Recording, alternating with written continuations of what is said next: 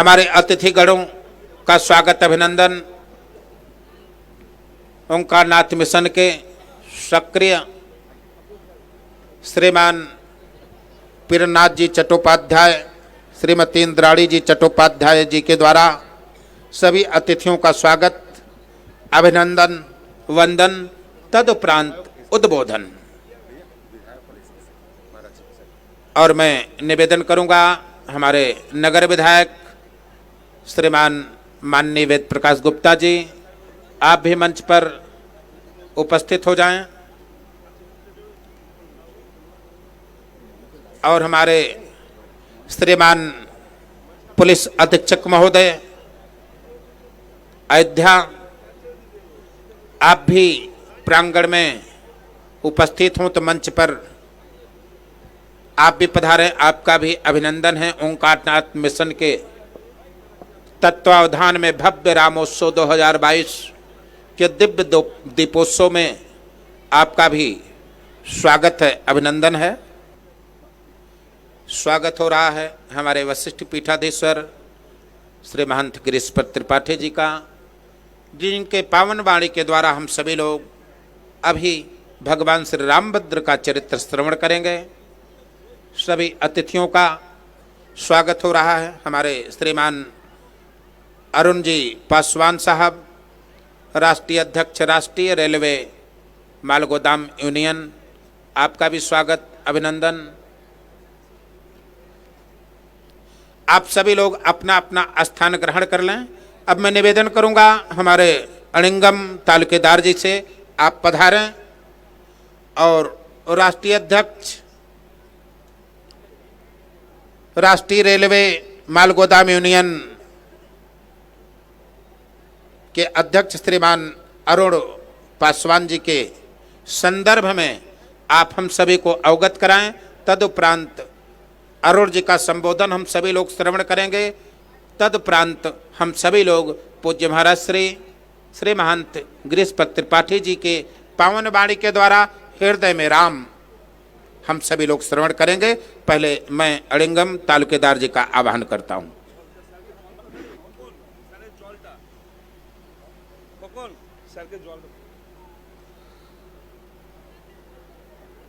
महाराज, मेरे कर्मगुरु कर्मपिता श्री अरुण कुमार पासवान जी और सभी जो बुजुर्ग यहाँ पे बैठे हुए हैं, इन लोगों के सामने हमको बोलने के मौका दिया गया। ये पावन धरती अयोध्या में जहाँ पे राम जी जन्म लिए थे, तो प्रियोव्रत जी से हमारा बहुत भाईचारा है, तो उन्होंने हमको बोले थे, हम भी कोलकाता से है, तो यहाँ पे श्रमिक भाइयों बहनों को देके दीप प्रज्वलन होगा, जो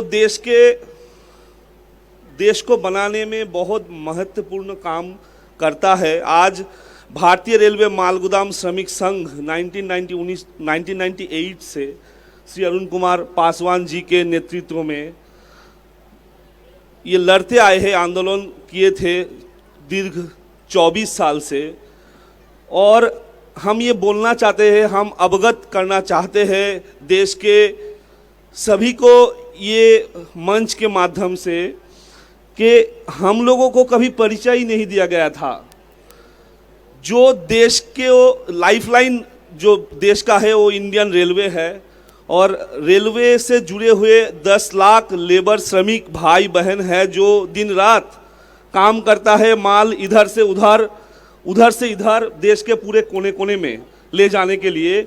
आज ये कोरोना काल में जो महामारी आया था, इसमें हम बोलना चाहते हैं, जोड़ना चाहते हैं ये बात को कि पूरा देश या पूरा विश्व जब यहाँ पे स्तब्ध हो गया था, देश में किसी के पास पॉकेट में पैसा है, किसी के पास पॉकेट में पैसा नहीं है, फिर भी खाना नहीं मिल रहा था। डॉक्टर और पुलिस प्रशासन सिर्फ ये कोरोना वॉरियर थे, ये तो सही है, पर हम बोलना चाहते हैं कि आज ट्रेन बंद हो गया था। 100 साल में इतिहास में कभी पैसेंजर कैरेज रेलवे बंद नहीं हुआ था पूरा देश में, पर इस बार ये कोरोना काल में पूरा बंद हो गया था देश में। और जो खाद्य सामान जो मालगाड़ी में जो वहन होता है देश, कोलकाता से रांची, रांची से बैंगलोर से अयोध्या में, लखनऊ में, कहीं पे भी जाता है, ये सिस्टम बंद नहीं हुआ देश में। अगर ये बंद हो जाता तो हम लोग भूखे मर जाते। कोरोना में जितना लोग मरते ये तो हम नहीं जानते, पर भूख हड़ताल में हम लोग मर जाते। तो ये हम 10 लाख भाई बहन के लिए इस मंच से हम मतलब नमन करते हैं सभी को कि हम लोगों को 80 करोड़ देशवासी को मालगाड़ी के वाहन के माध्यम से हम लोगों को खाना मिला, ज़रूरी चीज़ मिला। और अरुण पासवान जी इसी महत्वपूर्ण लोगों के लिए काम किए हैं। तो हम चाहते हैं, मेरा वाणी को विराम देना चाहते हैं और अरुण पासवान जी और यहाँ पे मेरा कर्मगुरु श्री अभिषेक कुमार वर्मा जी और सभी जो रेलवे से आए हैं सभी को हम बोलना चाहते हैं कि हमारा बात विराम करते हैं। और अरुण कुमार पासवान जी मेरे कर्म गुरु, मेरे कर्म पिता को कुछ बोलने के लिए नमस्ते सभी को। आपने सुंदर हिंदी साहित्य का मुहावरा चरितार्थ किया, गागर में सागर भर दिया अल्प समय में। और जो सुंदर व्याख्या आपने अरुण जी का परिचय दिया है, बहुत सुंदर, भगवान राम के पद चिन्हों पर चलने वाले, शोषित वंचित समाज के लोगों को नेतृत्व प्रदान करने वाले, समाज में बराबर खड़ा करने वाले हमारे अरुण कुमार जी, आपका आह्वान, आप भी आएं और अपने विचारों को प्रस्तुत करें। परम आदरणीय हमारे गुरुजन, आज अरुण कुमार पासवान धन्य हो गया। किसी को एक गुरु, 2 गुरु है ना। आज श्री रामचंद्र जन्मभूमि पर अनेकों गुरु का हमें आशीर्वाद मिला, इसलिए हम धन्य हो गए हैं और हमारा संगठन भी धन्योधान हो गया है। मेरे दोस्तों, मेरे लोग, मेरे भाई, आज हम राम जन्मभूमि और दीप महोत्सव में आए हैं और कुछ उद्देश्य, कुछ लक्ष्य को लेकर आए हैं। यह दीप प्रज्वलित क्यों किया जा रहा है इसके बारे में हमें तो ज्ञात नहीं है, लेकिन मैं जहां तक जानता हूं, जहां तक मानता हूं, जहां तक सोचता हूं, उसके बारे में कुछ बताना चाहता हूं। दीप प्रज्वलित का मतलब है श्री रामचंद्र भगवान, पुरुषोत्तम श्री रामचंद्र भगवान जी ने जो मानव धर्म निभाया, पिता का धर्म, पुत्र का धर्म, पति का धर्म, राजा का धर्म जो निभाया, उसको प्रज्वलित करने के लिए बार बार मनुष्यों को हृदय में रामायण का वाणी और रामायण का आचरण करने के लिए हमारे महाराज जी प्रज्वलित कर रहे हैं। हमें ऐसा महसूस होता है। मेरे दोस्तों, मेरे लोग, मेरे भाई, रामायण हर हिंदू का दायित्व, कर्तव्य, धर्म निष्ठा से है कि उसे पढ़ना चाहिए, उसके बारे में जानना चाहिए। हम रामायण जब पढ़ते हैं तो हम देखते हैं मेरे दोस्तों, श्री रामचंद्र भगवान उस जमाने में,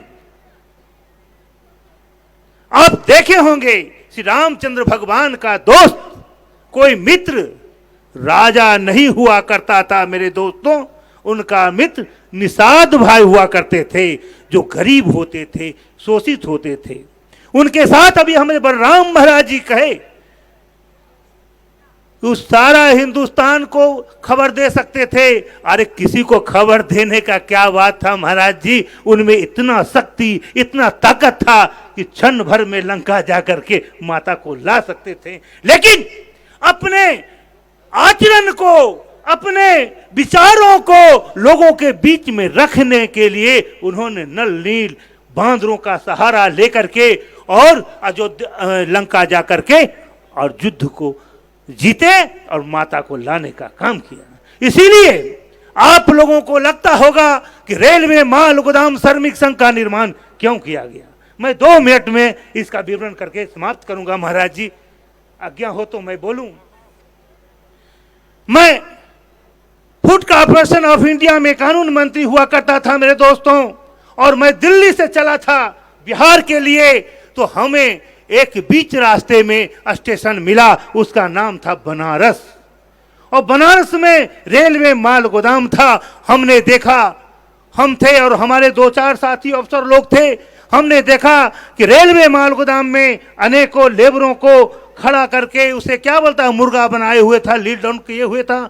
हमने देखा लिटाया पुटाया आदमी है, कोई मजदूर होगा। हमने स्टेशन पर अटैची लिया और हम उतर गए। हमारे मित्रों ने कहा, पासवान जी ये क्या कर रहे हैं, अभी चलना है आपको और जा करके अंसल भवन में मीटिंग करना है तमाम एफसीआई लोगों को। हम कहे नहीं, हमको मीटिंग नहीं करना है, हमको वो मीटिंग देखना है। इन लोगों के साथ ऐसा क्यों किया जा रहा है, इसके बारे में जानना है। हम जब उतरे तो हमारे एक साथी जिनका नाम बाल गोविंद बाबू था, उन्होंने भी उतर गए।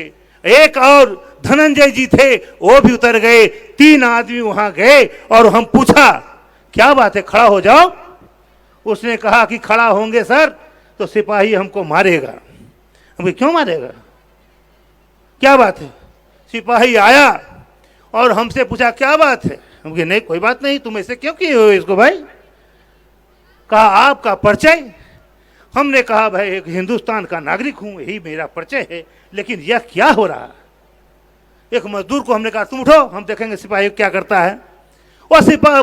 वह मजदूर बोला कि सर हमें यहाँ पैखाना करने और पेशाब करने की सुविधा नहीं है, और डेली 20 से 25 लोगों को इसी तरह से पकड़ करके और 500-500 रुपया फाइन लेता है, यानी 10 से 15 हजार रुपया रोज तहसीलता है।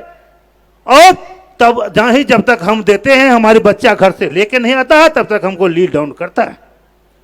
हमने कहा ऐसा नहीं होगा। उस समय तत्काल हमने सबों को खड़ा किया और वो आदमी जो सिपाही था, सब लोगों ने हमको घेरने का काम किया। ऐसा लगा कि हमको बहुत मार मारेगा, लेकिन बाबा बलराम जी के कृपा से, हनुमान जी के दया से, श्री रामचंद्र के चरणों के आशीर्वाद से हमें कोई छू नहीं सका। और हमने कहा ऐसा करना बंद करो। उसके बाद उस सबको लेकर स्टेशन पर आए और उसी दिन महाराज हमने रेलवे लाइन पर धरना दिया और कहा कि जब तक इसका इंसाफ नहीं होगा तब तक रेल खुलने नहीं देंगे। मात्र 3 आदमी हम लोगों ने धरना देने का काम किया था। संजोग ऐसा था मेरे दोस्तों, परमपिता परमेश्वर का ऐसा कृपा हुआ, वो दयालु का ऐसा दया हुआ। उसी समय जोन जीएम का दौरा था, जीएम ने आया, कहा क्या बात है। हमने कहा ऐसी ऐसी परिस्थिति है। उसने कहा कि मैं सस्पेंड करता हूं।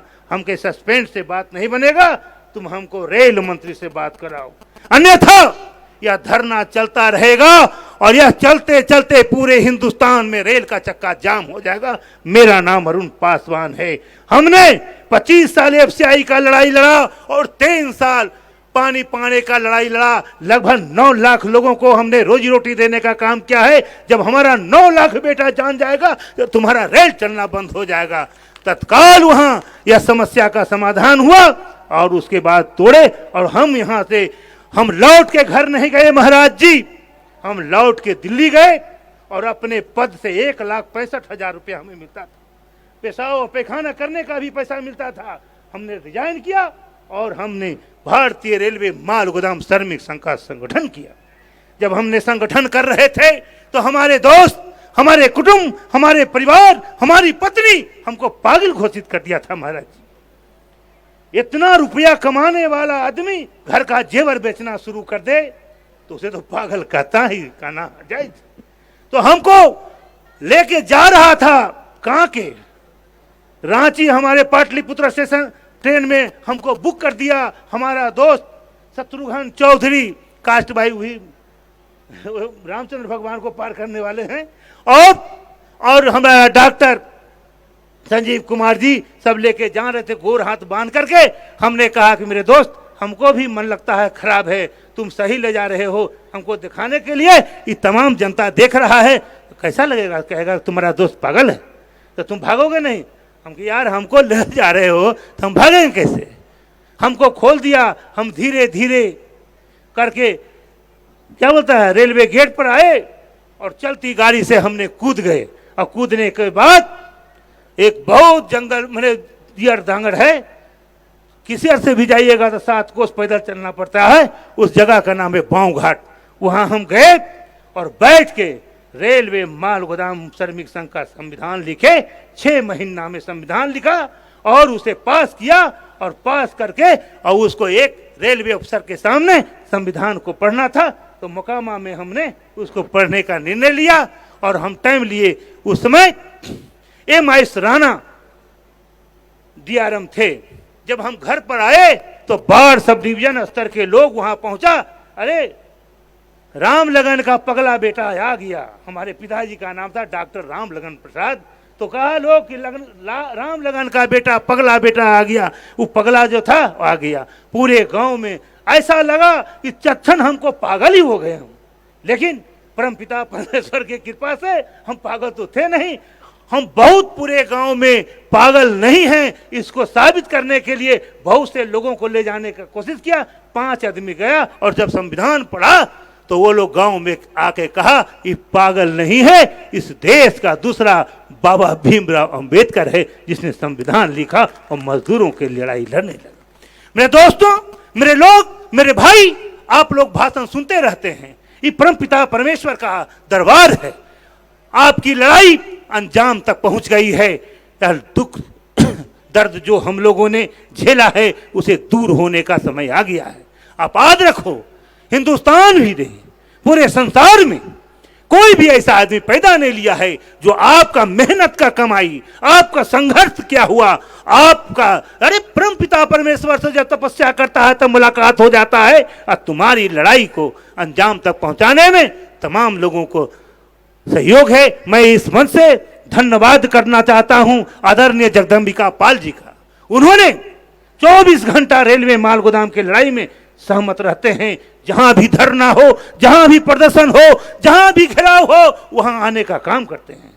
हम धन्यवाद करते हैं आदित्यनाथ जोगी जी का। उन्होंने भी शुरू लड़ाई में DRM का घेराव हो या GM का घेराव हो गोरखपुर या दिल्ली का रेल मंत्रालय का घेराव हो, उसमें उन्होंने भाग लेने का काम किया। और तमाम हिंदुस्तान के मजदूरों के आशीर्वाद से आदित्यनाथ जोगी जी ने आज इस प्रदेश का मुख्यमंत्री। तुम्हें याद होना चाहिए, हमें पैसा नहीं था और हमने GM का घेराव किया था तो 2.5 लाख लोगों का वह रखने का व्यवस्था किए थे और भोजन भाव देने का काम आदित्यनाथ जोगी जी ने किया था। और तुम्हारी लड़ाई में आगे आगे झंडा लेकर के श्रमिक संघ के चलने वाला व्यक्ति आदित्यनाथ जोगी थे। इस देश के गृह मंत्री, तत्कालीन रक्षा मंत्री भी के रक्षा मंत्री माननीय राजनाथ सिंह जी, आप देखे होंगे जब भी हम लोग धरना प्रदर्शन घेराव करते थे वो भाग लेते थे। कहने का अर्थात है श्री रामचंद्र जी ने एक ही बात कहा है, गरीबों को उठाओ, गरीबों को, शोषित को, पीड़ित को अपनाओ। तब सबसे बड़ा धर्म मानव धर्म है। तुम मानव धर्म अपनाओगे तो तुम्हें इस लोक में तरना भी हो, उस लोक में भी तर जाओगे। यही हमको कहना है और यही चंद शब्दों के साथ मैं आपसे विदा लेता हूं। जय हिंद, जय भारत, जय श्रमिक संघ, जय महाराज जी। बहुत बहुत धन्यवाद, बहुत बहुत साधुवाद आदरणीय माननीय श्रीमान अरुण पासवान जी का। आपने सुंदर उद्बोधन, मार्मिक उद्बोधन, और यही तो हमारे राम राज्य की अवधारणा है। जब समाज में बैठा हुआ अंतिम पंक्ति का व्यक्ति समाज में खड़ा हो जाएगा, मानो हमारे भारत में राम राज्य की अवधारणा पूरी हो गई। राम राज्य की जो परिकल्पना हमारे राष्ट्र पुरुषों ने किया है, राम राज्य की परिकल्पना का आधार यही है कि राम राज बैठे त्रैलोका, हर्षित भय गए सब शोका, और बयरु न कर काहू सन कोई, राम प्रताप विषमता खोई। और सबसे बड़ी राम राज्य की अवधारणा का मुख्य सूत्र ये है कि सब नर करहि परस्पर प्रीति और चलहि स्वधर्म निरत श्रुत नीति। सभी लोग अपने अपने धर्म का पालन करें, अपने अपने निज कर्तव्य का निर्वहन करें। यही हमारे भगवान राम का, राम राज्य की परिकल्पना है, अवधारणा है, और यही भगवान राम का संदेश है।